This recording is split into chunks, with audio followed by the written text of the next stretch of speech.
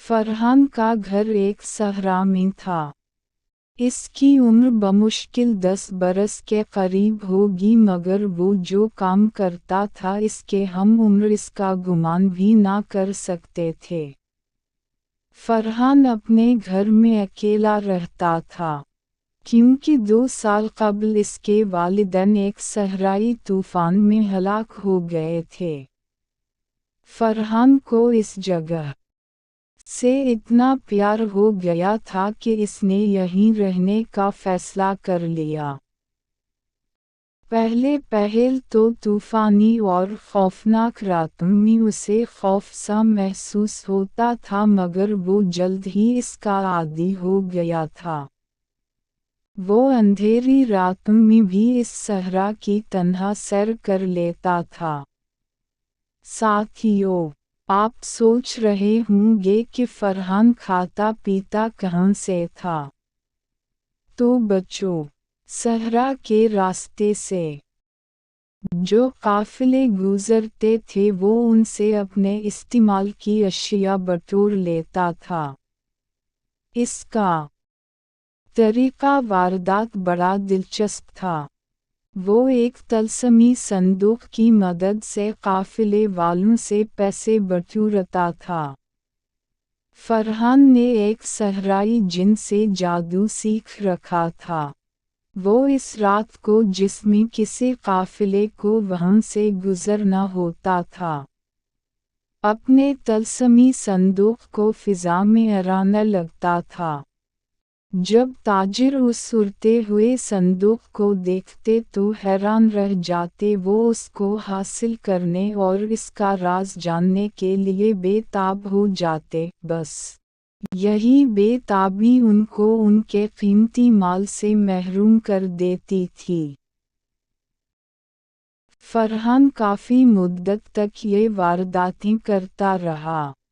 जब वो इस तरीक़ा से काफ़ी दौलत इकट्ठी कर चुका तो उसने सोचा कि चलो ज़रा शहर की सैर कर आऊं।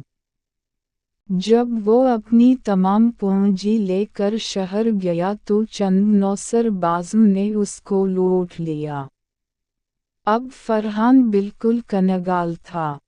उसने 1-2 शहरियों से मदद की अपील की, मगर किसी ने उसकी मदद ना की। जब वो पैसों की तलाश में इधर उधर भटक रहा था तो उसकी नज़र एक ताजिर पर पड़ गई जिसको उसने सहरा में लूटा था।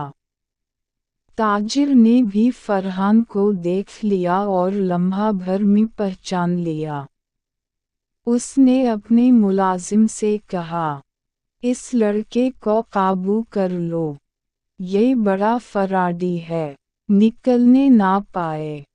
मुलाजिम ने आगे बढ़कर फरहान को पकड़ लिया और इसको ताजिर के पास ले आया।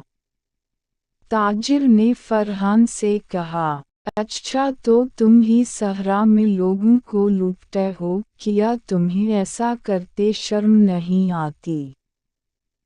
फरहान ने झट कहा, शर्म कैसी, तुम यहाँ शहर में लोगों को लूटते हो और मैं सहरा में। फ़र्क सिर्फ इतना है कि तुम माल देकर लूटते हो और मैं माल छीन कर। ताजिर ने आग बबूला होकर कहा, बकवास बंद करो, जाओ इसको कौतूहल के पास ले जाओ, वो जो फैसला करेगा मुझे मंजूर होगा। मुलाजिम जब फरहान को कौतूहल के पास लेकर गया तो कौतूहल ने तमाम किस्सा सुनकर कहा, देखने में तो इतने से हो मगर करतूत देखो तो शर्म आने लगे। बताओ तुम वारदात किस तरह करते थे? फरहान ने कहा, भला कोई कारीगर भी अपने हुनर के राज बताता है? कौतूहल ने तंजिया कहा, अच्छा तो तुम कारीगर हो और लोगों को सहरा में लूटना हुनरमंदी है। मैं कहता हूँ अगर तुम अपने तरीका वारदात को साफ साफ बयान कर दो तो मैं तुम्हें मुआफ़ कर दूँगा और अगर इनकार किया तो सख्त सज़ा दूँगा। बताओ तुम वारदात कैसे करते थे? फरहान ने कुछ सोचकर कहा, यहाँ वारदात बयान करने का मज़ा नहीं आएगा। मेरा ख्याल है सहरा में इसका भरपूर मज़ा आएगा। आप वहाँ तशरीफ़ लें तो सहरा की सैर भी हो जाएगी और मेरा तरीक़ा वारदात भी मालूम हो जाएगा। कौतूहल ने फरहान की इस बात को मान लिया और सहरा में जाकर तमाम कार्रवाई देखने पर रज़ामंदी ज़ाहिर कर दी। उस वक्त रात का पछला पहर था। कोतवाल अपने साथियों के साथ एक टीले के पीछे छुपा बैठा था। दूसरी तरफ फरहान किसी काफिले के आने का इंतज़ार कर रहा था। वो बार बार एक ऊंचे टीले पर खड़े होकर काफिले वालों के रास्ते की तरफ देख रहा था। थोड़ी देर फरहान ने बुलंद आवाज़ में कहा, कोतवाल और इसके साथियों, दूर फिला आ रहा है।